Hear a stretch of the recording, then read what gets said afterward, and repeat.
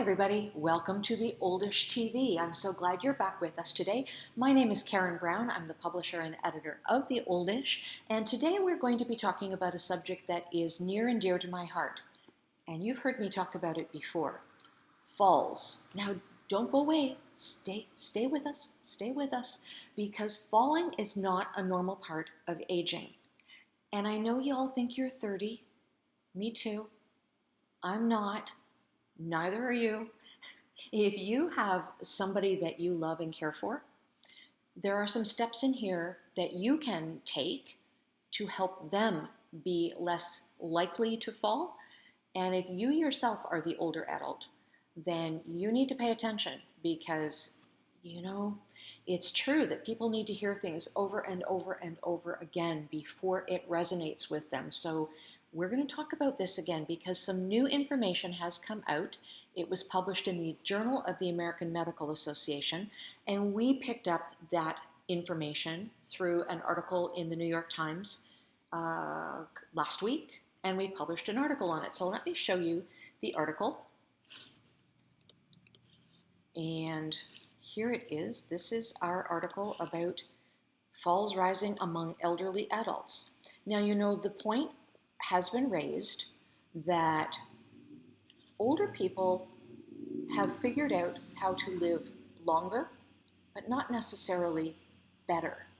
Things that used to kill us years ago, illnesses, diseases, all kinds of things, are now treatable, if not curable, and we're living through all of this. So we have to figure out how to do older better.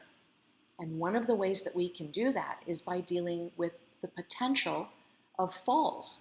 Now, as you'll see from these statistics that come through, about close to one third of people over the age of 75 fall every year. Now look at this. The older adults who died following a fall is on the rise, more than doubling from 2000 to 2016. Double the number of deaths from falls. So, from that you need to really understand that falling is not just, oh well, I fell, or what's the worst that can happen? I can break a hip. No, the worst that can happen is that you can die from that fall or from what happens following that fall. There are so many things that you need to be aware of. A fall is not just a fall. A fall can mean that you are unable to move forward caring for yourself if in fact you survive it, which means you might not be able to stay living in the home that you have chosen, perhaps the home that you have lived in for many years. This has dire consequences, and so you want to take as many steps as you possibly can to avoid that fall. And you want to avoid the first fall. That first fall can be the big one. But very often what will happen is that people are able to put their hands out and they're able to stop themselves from falling, because what happens is they'll break a wrist or an elbow or a shoulder. The next time you fall, whatever you broke the last time will be unable to sustain the weight of that fall, and you could actually move forward and break a hip. Now, full disclaimer here, in my company I have a division that sells Hip Saver hip protectors. It's the leading hip protector brand in this world. So on the one hand, I have to tell you about that because it would be dishonest of me not to. But on the other hand, for 20 years or more, I have been immersed in the world of people falling and fracturing their hips. And I talk to them and I talk to their families on a daily basis. And I know how devastating this is to their lives. This is why I want to bring this forward to you. Ad nauseum, some would say, but it's so important. If even a handful of you out there get the message this time and you didn't get it last time, it's worth it to me. So let's go back and take a look at this article. I'm going to show you, this is the Journal of the American Medical Association article. Mortality from falls among U.S. adults aged 75 or older, 2000 to 2016. So falls resulted in increased morbidity, mortality, and healthcare costs. Risk factors for falls include age, medication use, poor balance, and chronic conditions such as depression or diabetes. This is not always something that just happens without any other issues surrounding it. Okay, now let's go to the New York Times article because I think that maybe that puts it in language that is somewhat more understandable. So information was analyzed from death certificates. That's where they got this information from. So in 2016, the rate of death from falls for people 75 and older was 111 per 100,000 people. In 2000, that rate was 52 per 100,000 people. So, this is not a case of there are more people who are older, so of course you would expect more falls. Per 100,000 people, something is going on in the population that means that deaths from falls are increasing. Do you understand this? Something is going on. It's not just that people are living older, it's that things are happening in that age group that mean that falls are taking place. So we're going to take a look at some of the other information that they provide here. Women are slightly more likely to fall than men.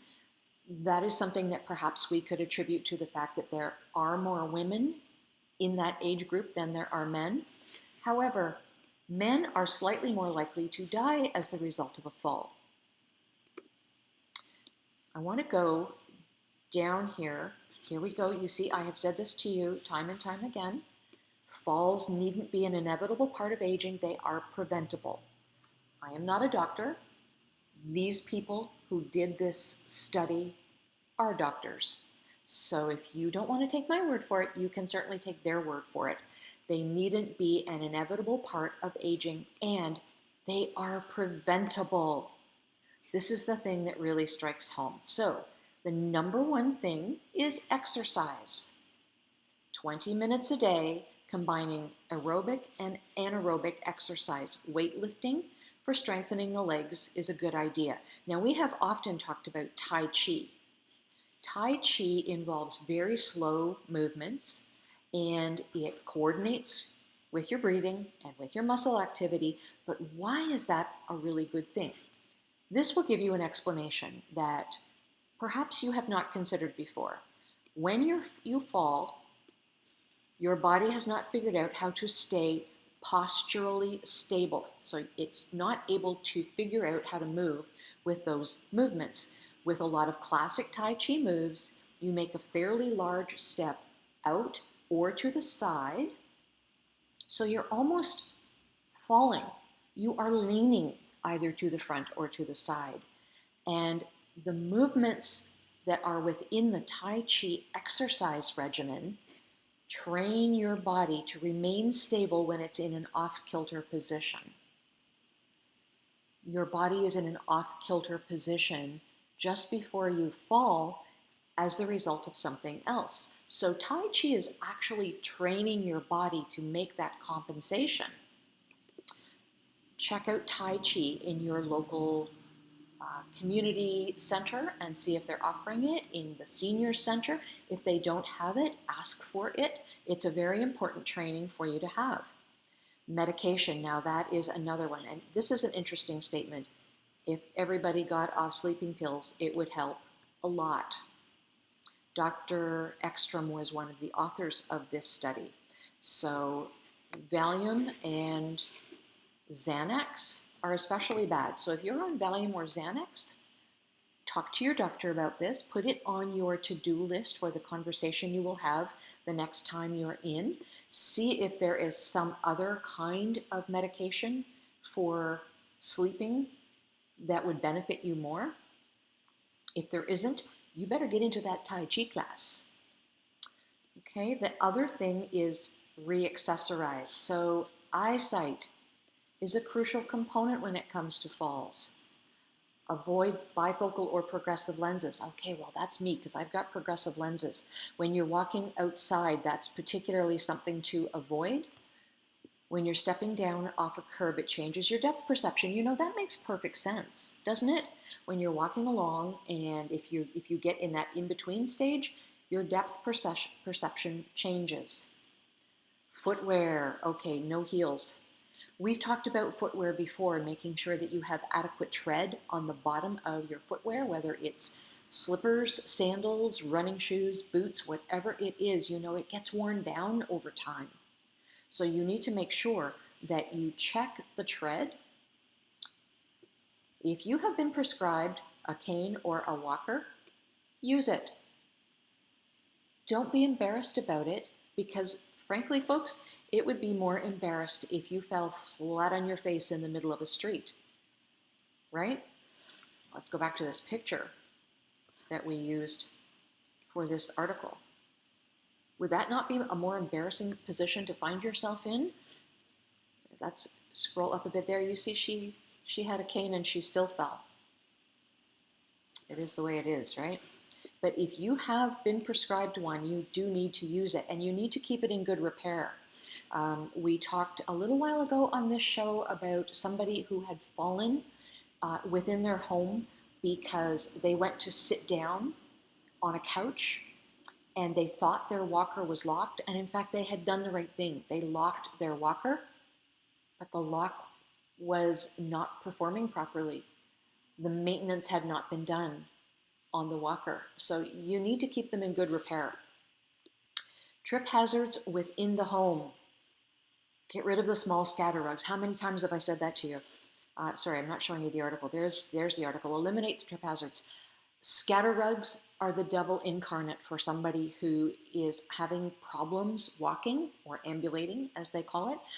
Your toe can catch on it. Man, they're just bad. Get rid of those scatter rugs. Extension cords that stretch across the floor. Pets are also a hazard. We talked about that just a short while ago.